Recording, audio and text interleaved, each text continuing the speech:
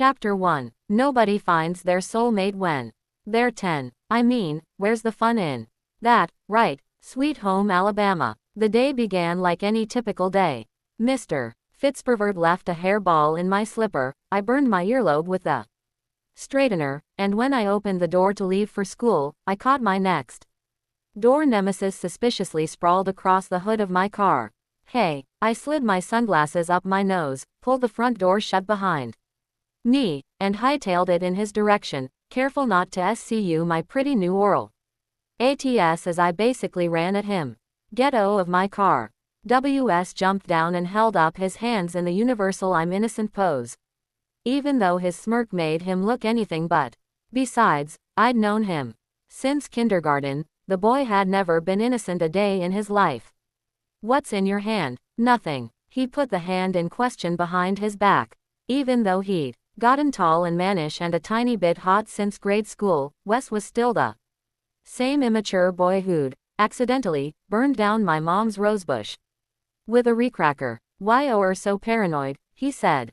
I stopped in front of him and squinted up at his face. Wes had one of those naughty boy faces, the kind of face where his dark eyes, surrounded by long thick lashes because life wasn't fair, spoke volumes, even when his mouth said nothing. An eyebrow raise told me just how ridiculous he thought I was.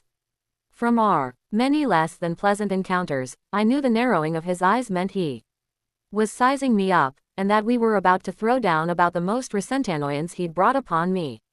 And when he was bright-eyed like he was right now, his brown eyes practically freaking twinkling with mischief, I knew I was screwed. Because mischievous Wes always won. I poked him in the chest. What did you do to my car? I didn't do anything to your car, per se. Per se. Whoa. Watch your LTHY mouth, Bucksbaum. I rolled my eyes, which made his mouth slide into a wicked grin before he said, this has been fun, and I love your granny shoes, by the way, but I've gotta run. WS. He turned and walked away from me like I hadn't been speaking. Just walked toward his house in that relaxed, overcontent way of his. When he got to the porch, he opened the screen door and yelled to me over his shoulder. Have a good day, Liz. WL, that couldn't be good. Because there was no way he legitimately wanted me to have a good day. I glanced down at my car, apprehensive about even opening the door. See, W.S. Bennett and I were enemies in a no-holds-barred, full-on war over the one available parking spot on our end of the street.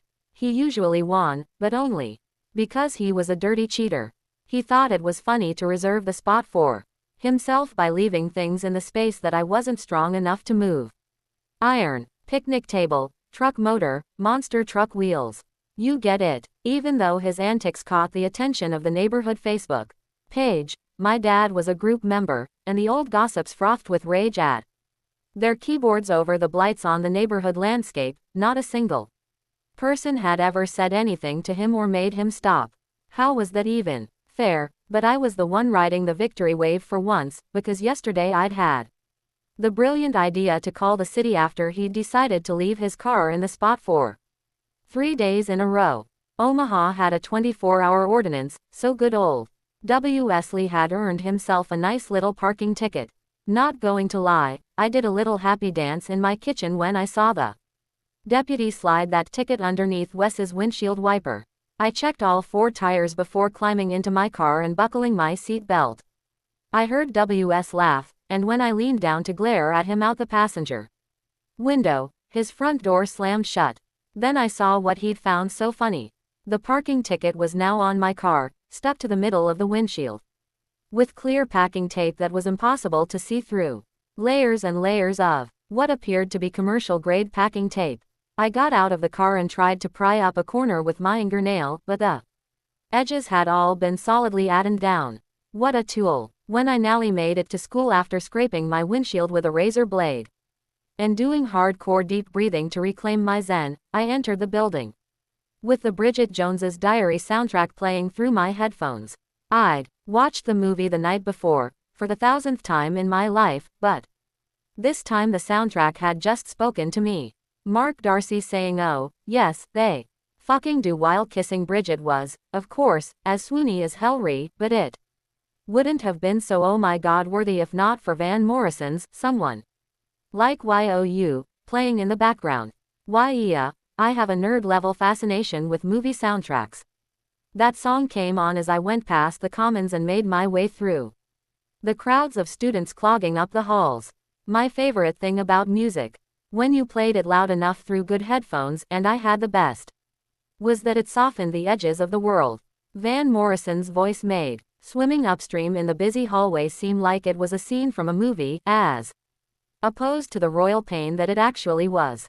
I headed toward the second bathroom, where I met Jocelyn every morning. My best friend was a perpetual oversleeper, so there was rarely a day when she wasn't scrambling to put on her eyeliner before the bell rang. Liz, I love that dress. Joss threw me a side glance between cleaning up each eye with a cotton swab as we walked into the bathroom. She pulled out a tube of mascara and began swiping the wand over her lashes. The Nari are so you. Thanks. I went over to the mirror and did a turn to make sure the vintage A-line dress wasn't stuck in my underwear or something equally embarrassing. TWO cheerleaders surrounded by a pool of white cloud were vaping behind us. And I gave them a closed-mouth smile. Do you try to dress like the leads in your movies, or is it a coincidence? Joss asked. Don't say, your movies, like I'm addicted to porn or something. You know what I mean, Joss said as she separated her lashes with a safety pin. I knew exactly what she meant. I watched my mom's beloved rom-coms practically every night, using her DVD collection I'd inherited when she died. I felt closer to my mother when I watched them. It felt like a tiny piece of her was there, watching beside me. Probably because we'd watched them together so many times. But Jocelyn didn't know any of that. We'd grown up on the same street but hadn't become actual good friends until sophomore year, so even though she knew my mom had died when I was in FTH grade, we'd never really talked about it. She'd always assumed I was obsessed with love because I was hopelessly romantic. I never corrected her. Hey, did you ask your dad about the senior picnic? Joss looked at me in the mirror, and I knew she was going to be irritated. Honestly, I was surprised that wasn't the RST thing she asked me when I walked in. He wasn't home last night until after I went to bed. It was the truth, but I could have asked Helena if I'd really wanted to discuss it. I'll talk to him today. Sure you will. She twisted the mascara closed and shoved it into her makeup bag. I will. I promise. Come on. Jocelyn stuck her makeup bag into her backpack and grabbed her co-ee. I can't be tardy to lit again or I'll get detention, and I told Kate I'd drop gum by her locker on the way. I adjusted the messenger bag on my shoulder and caught a glimpse of my face in the mirror. W8. I forgot lipstick. WE don't have time for lipstick. There's always time for lipstick. I unzipped the side pouch and pulled out my new fave, retrograde red.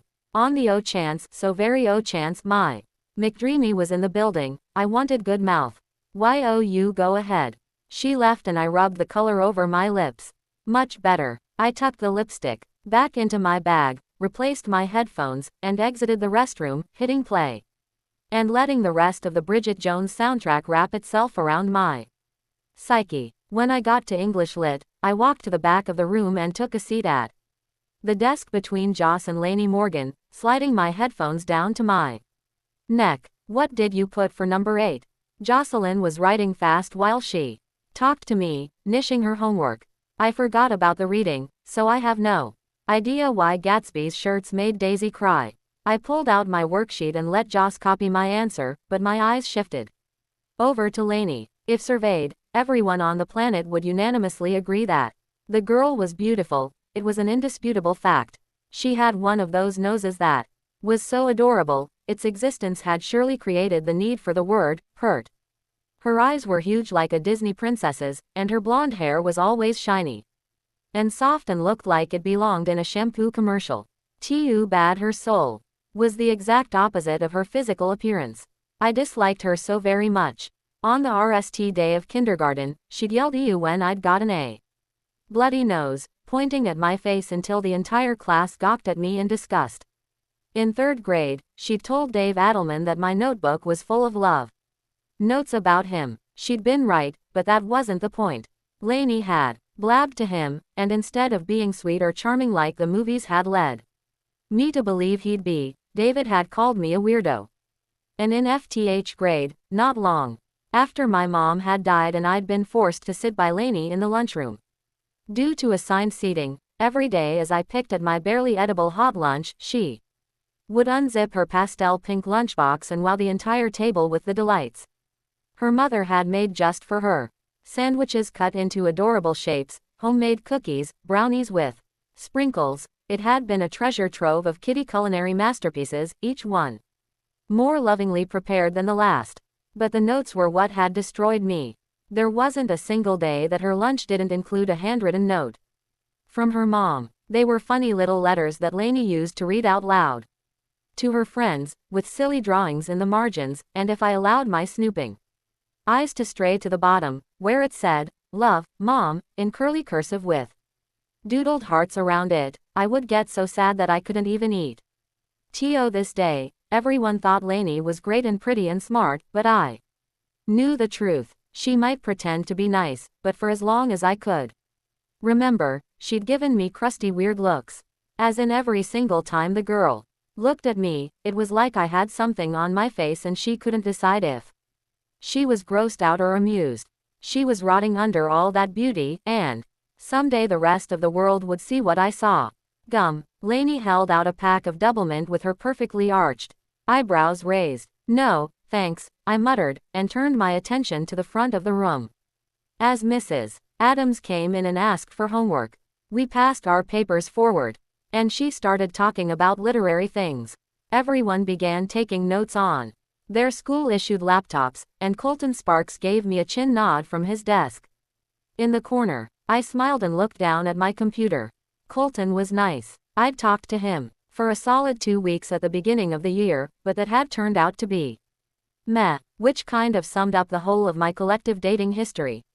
Actually, meh, 2 weeks, that was the average length of my relationships, if you could even call them that. Here's how it usually went. I would see a cute guy, daydream about him for weeks and totally build him up in my mind to be my one and only soulmate. The usual high school pre-relationship stew always began with the greatest of hopes, but by the end of 2 weeks, before we even got close to O'Seal, I almost always got hit with the ick. The death sentence to all blossoming relationships. Definition of the ick: a dating term that refers to a sudden cringe feeling one gets when they have romantic contact with someone and they become almost immediately put off by them. Joss said I was always browsing but never buying. And she ended up being right, but my propensity for tiny little 2-week relationships really messed with prom potential. I wanted to go with someone who made my breath catch and my heart utter, but who was even left in the school that I hadn't already considered. I mean, technically, I had a prom date. I was going with Joss. It's just, going to prom with my best friend felt like such a fail. I knew we'd have a good time.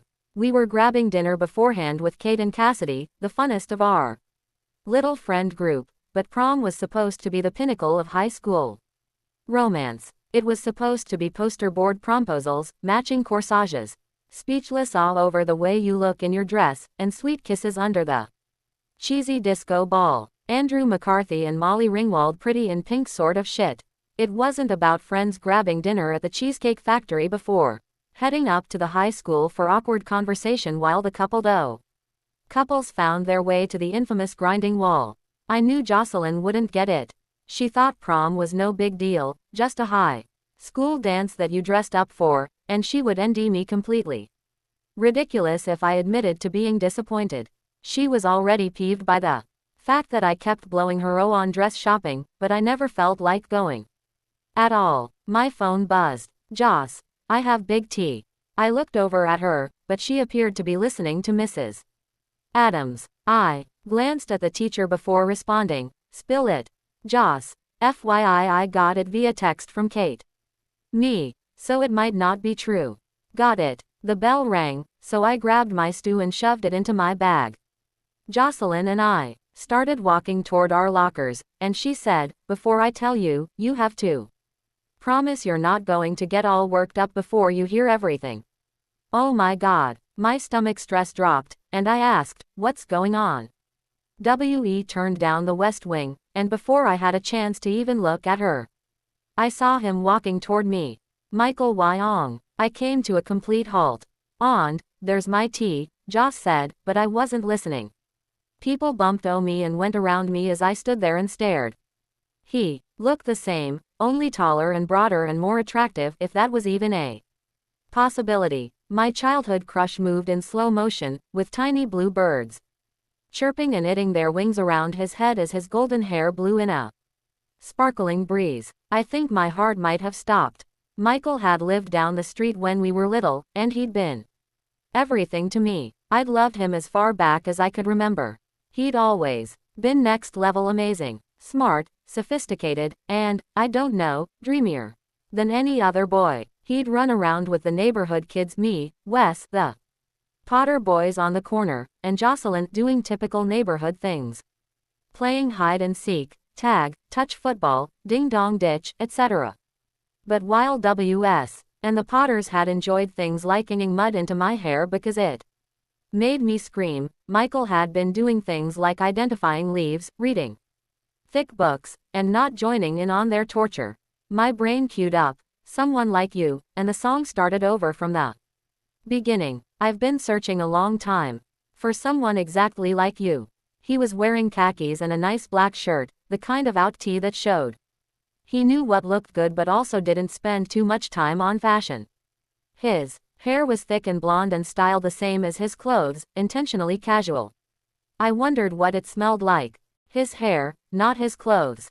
He must have sensed a stalker in his midst, because the slow-mo stopped, the birds disappeared, and he looked right at me.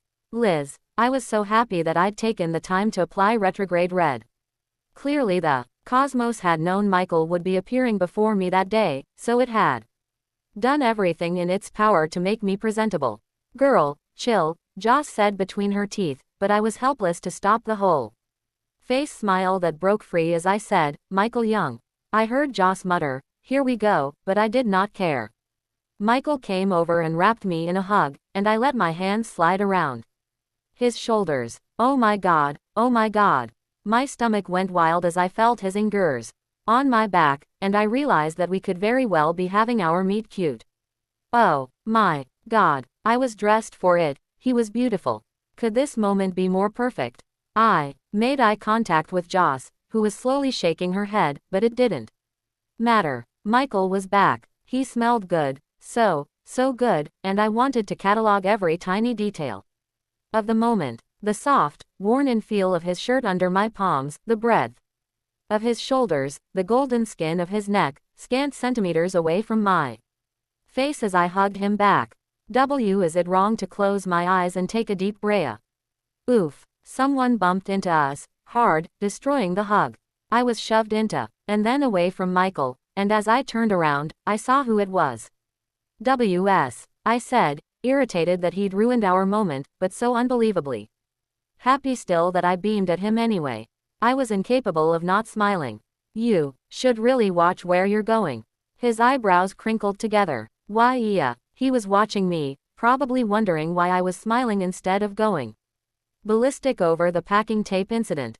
He looked like someone waiting for the punchline, and his confusion kicked up my happiness to an even higher level. I giggled and said, "Why, yeah, you big doof. You could really hurt someone. Buddy." He narrowed his eyes and talked slower. "Sorry, I was talking to Carson and doing the extremely decult backward walking thing. But enough about me. How was your drive to school?" I knew he wanted to hear all the details, like how long it had taken me to remove the tape or the fact that I'd broken 2 freshly manicured nails, but I wasn't about to give that aggravator the satisfaction. "Really, really great. Thanks for asking." Wesley. Michael did a bro handshake with Wes, when had they had time to choreograph that little touch of adorability, and said, "You were right on about the biology teacher. It's because you sat by me. She hot as me." Wes grinned and started talking, but I ignored that tool and watched Michael speak and laugh and be as sweetly charming as I'd remembered. Only now he had a slightly southern drawl.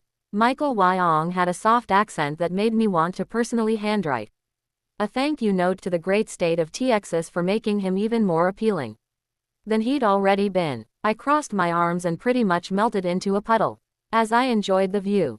Jocelyn, who I might have forgotten existed in the presence of such lovely Michaelhood, nudged me with her elbow and whispered, "Settle down. You're drooling all over yourself." I rolled my eyes and ignored her. "Hey, listen." WS hitched up his backpack and pointed at Michael. "Remember Ryan Clark?" "Of course." Michael smiled and looked like a congressional intern. "First baseman, right, exactly." WS lowered his voice. "Reno's having a party tomorrow at his dad's. You should totally come."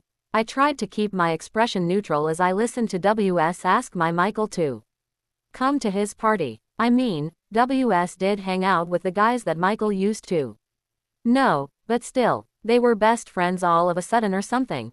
That wouldn't be good for me. Couldn't be, because WS Bennett got on messing with me, he always had. In grade school, WS was the guy who'd put a frog in my Barbie dream house and a decapitated lawn gnome severed head in my homemade little free library. In middle school, he was the guy who'd thought it was hilarious to pretend he didn't see me when I was lying out, and then water his mom's bushes accidentally, spraying the hose right over me until I screamed. And now, in high school, he was the guy who'd made it his mission to harass me daily over the spot. I'd grown a backbone since we were kids, so technically, now I was the girl who yelled over the fence when his jock friends were over and they were so rowdy, I could hear them over my music. But still, sounds good, Michael said with a nod, and I wondered what he'd look like in a cowboy hat and NL shirt. Maybe a pair of shitkickers, even though I didn't technically know what differentiated a shitkicker from a regular cowboy boot. I'd have to Google it later. I'll text you the details. I gotta go. If I'm late to my next class, I've got detention for sure. He turned and started jogging in the other direction with a yell of, "Later, guys." Michael watched WS's disappearance before looking down at me and drawling, "He lit out of here so fast, I didn't get to ask. Is it casual dress?" "What? The party." Like I had any idea what they wore to their jockstrap parties. "Probably. I'll ask Wesley." "Cool." I worked to give him my top shelf smile, even though I was dying over the fact that WS had screwed up my meet cute. "I've gotta run too," he said, but added, "I can't wait to catch up, though. Then take me with you to the party." I yelled internally, "Joss." Michael looked past me, and his mouth dropped open. "Is that you?" She rolled her eyes. "Took you long enough." Jocelyn had always been closer to the neighborhood boys, playing football with WS and Michael while I did awful cartwheels around the park and made up songs. Since then, she'd turned into this tall and freakishly good-looking human. Today her braids were all pulled back into a ponytail, but instead of looking messy like when I wore a ponytail, it showed her cheekbones. The warning bell rang, and he pointed up at the speaker. "That's me. See y'all later." "Y'all." He went the other way, and Jocelyn and I started walking. I said, "I can't believe WS didn't invite us to the party." She gave me side eye. "Do you even know who Reno is?" "No, but that's beside the point.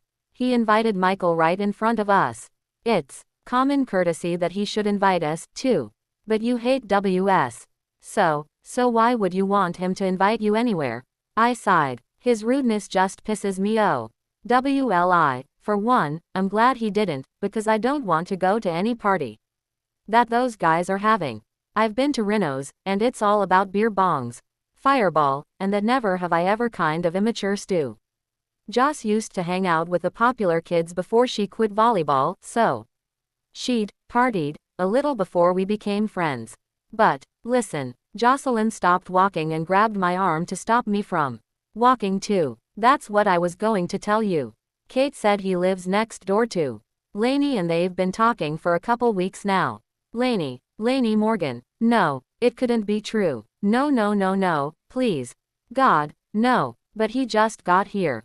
Apparently he moved back a month ago but was nishing classes online at his other school. Rumor has it that he and Lainey are almost OCL.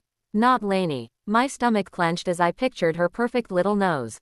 I knew it was irrational, but but the idea of Lainey and Michael was almost too much for me to bear. That girl always got everything I wanted. She couldn't have him. Damn it. The thought of them, together, made my throat tight. It made my heart hurt. It would crush me, because not only was he everything I daydreamed about, but he and I had history. The wonderful, important kind of history that involved drinking from garden hoses and catching lightning bugs. I thought back to the last time I'd seen Michael. It had been at his house. His family had had a cookout to say goodbye to all the neighbors, and I'd walked over with my parents. My mom had made her famous cheesecake bars, and Michael had met us at the door and ordered us drinks like he was a grown-up. My mom had called it the most adorable thing she'd ever seen. All the neighborhood kids played kickball in the street for hours that night. And the adults even joined us for a game. At one point, my mother was high-ving Michael after stealing home base in her oral sundress and wedge sandals. That moment was pressed in my memories like a yellowed photograph in an antique album. I don't think Michael ever had a clue as to how madly in love with him I'd been. They moved a month before my mom died, breaking the tip of my soon-to-be shattered heart. Jocelyn looked at me like she knew exactly what I was thinking. Michael, Wyong is not your racing to the train station dude. Got it, but he could be. WL, technically they aren't OCL yet, so. WE started walking again, dodging bodies as we headed for her locker. We were probably going to be late because of our impromptu hallway meet-up with Michael, but it would totally be worth it. Seriously, don't be that girl. She gave me her motherly scowl. That there, with Michael was not your meet cute. But, I didn't even want to say it because I didn't want her to shoot it down. Still, I almost squealed when I said, what if it was? Oh my God, I knew, the second I heard he was back, that you were going to lose it. Her eyebrows went down, and so did the corners of her lips as she stopped in front of the locker and turned the lock. You don't even know the guy anymore, Liz. I could still hear his deep voice saying y'all, and my stomach dipped. I know everything I need to know. She sighed and pulled out her backpack. Is there anything I can say to yank you back from this? I tilted my head. He hates cats, maybe. She held up a inger. That's right, I forgot. He hates cats. He does not. I grinned and sighed, thinking back. He used to have these two snarky cats that he adored. You should have seen the way he treated those babies. Ew. Whatever. Hater of felines. I felt alive, buzzing with the thrill of romantic possibilities as I leaned against the closed locker next door. Michael Wyong is fair game until I hear an OCL proclamation. I can't talk to you when you're like this. Happy, excited, hopeful. I wanted to skip down the hall yell singing. Paper rings. Delusional. Jocelyn looked at her phone for a minute, then back at me. Hey, my mom said she can take us dress shopping tomorrow night if you want. My mind went blank. I had to say something. I think I have to work. She narrowed her eyes. Every time I bring it up, you have to work. Don't you want to get a dress? Sure. Why yeah. I forced up the corners of my mouth. Of course. But the truth was that I so did not. The thrill of the dress was its ability to inspire romance, to make one's date speechless. If that factor wasn't in play, the prom dress was just an overpriced waste of fabric. Adding to that, there was the screaming fact that shopping with Jocelyn's mom for dresses was just a huge reminder that my mom wasn't there to join us. Which made it a wildly unappealing outing. My mother wouldn't be there to take pictures and get teary as her baby attended the nal dance of her childhood. And nothing made that hit home quite like seeing Joss's mom do those things for her. To be honest, I hadn't been emotionally prepared for the emptiness that seemed to accompany my senior year, the many reminders of my mom's absence, senior pictures, homecoming, college applications, prom, graduation. As everyone I knew got excited about those high school benchmarks, I got stress headaches because nothing felt the way I'd planned for it to feel.